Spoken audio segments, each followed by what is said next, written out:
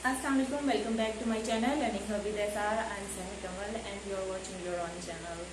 Friends, आज मैं आपको जो टॉपिक बताने जा रही हूँ वो है साउंड्स ऑफ कंपाउंड लेटर्स।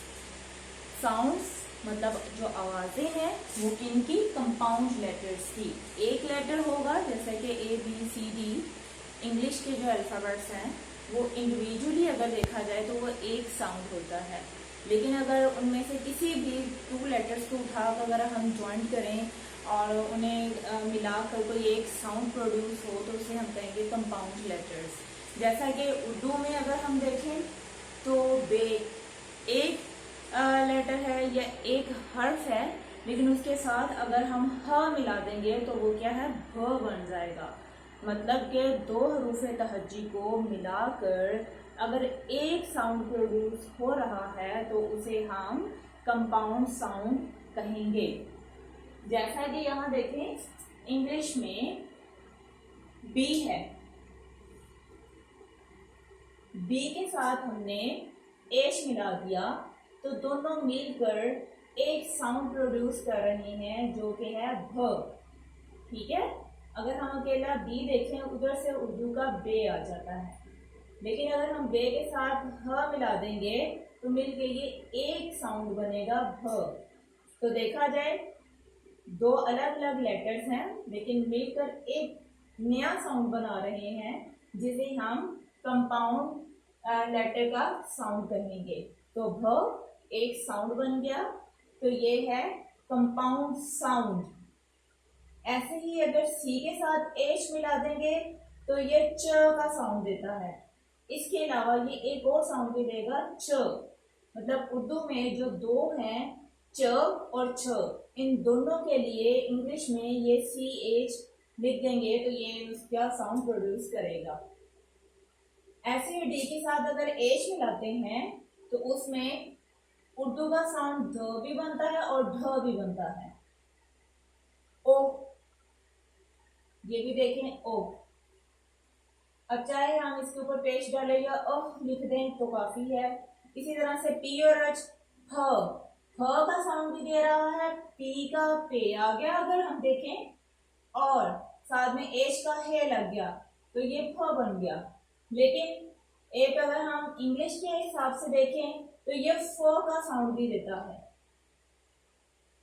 ऐसे ही आर का रे और एच का ह र, लेकिन र जो है हमारे अल्फाबेट्स जो है हरूफ तवज्जी उसमें रे भी आता है। तो अगर हमने जैसे कि रढ़ी, वहां पर अगर हमने यह ह और रे लिखना है तो वो भी इंग्लिश में आर ही उसको कंप्लीट करेगा। आर और एच का साउंड मिलकर र का साउंड भी देगा और र का साउंड भी देगा। इसी तरह से टी और एच, टी टे के साथ आ गया और एच ह आ गया, ठ बन गया। ठीक है, इसी तरह से टी और एच मिलकर ड का साउंड भी देते हैं। इसी तरह से टी और एच मिलकर थ का साउंड भी देते हैं। जैसा कि टीथ अगर होगा, एग्जांपल टीथ है तो ये थ का साउंड भी दे रहे हैं, ये वाला। इसी तरह से अगर दे है या द है तो ये वाला साउंड दे रहे हैं। अगर ठ है तो भी ये टी एच का ही साउंड आएगा। इसी तरह से जे उर्दू का जीम और ए जो है ये ह का साउंड देगा।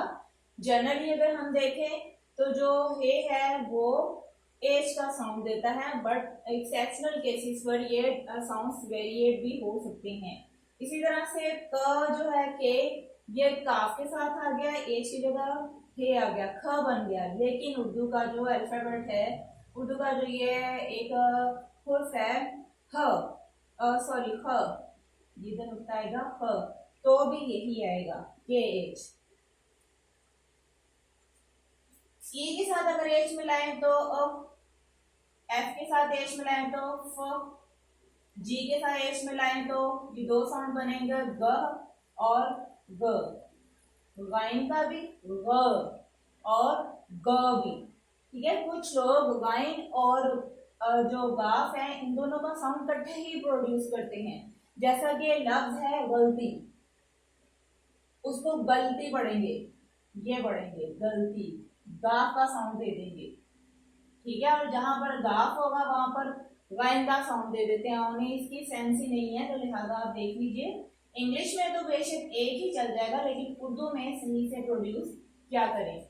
इसी तरह से एल के साथ एच ल, एम एच म, एन एच न, यू एच अ, डब्ल्यू एच व, वी एच ज और एस एच मिलकर श का साउंड देता है।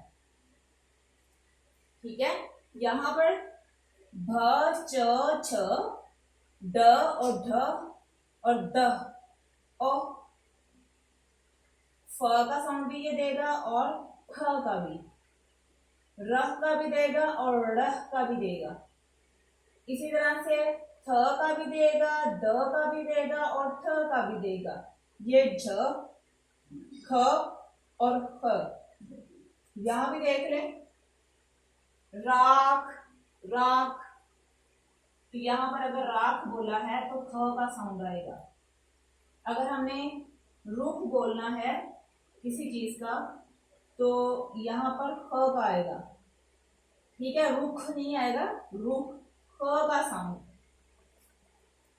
अ फ ग और व, ल म न ओ व ज श, यहाँ श नहीं आएगा, ये एस एच मिलकर श का साउंड ही देते हैं।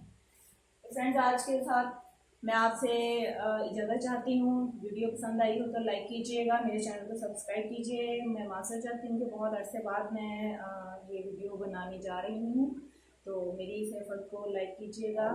इसके अलावा कुछ पूछना हो तो कमेंट बॉक्स में लास्ट में मेंशन कीजिएगा। मैं फिर एक नई वीडियो के साथ इंशाल्लाह जल्द ही हाजिर होंगी। तब तक अपनी दुआओं में याद रखिएगा। टिल देन टेक केयर, अल्लाह हाफिज़।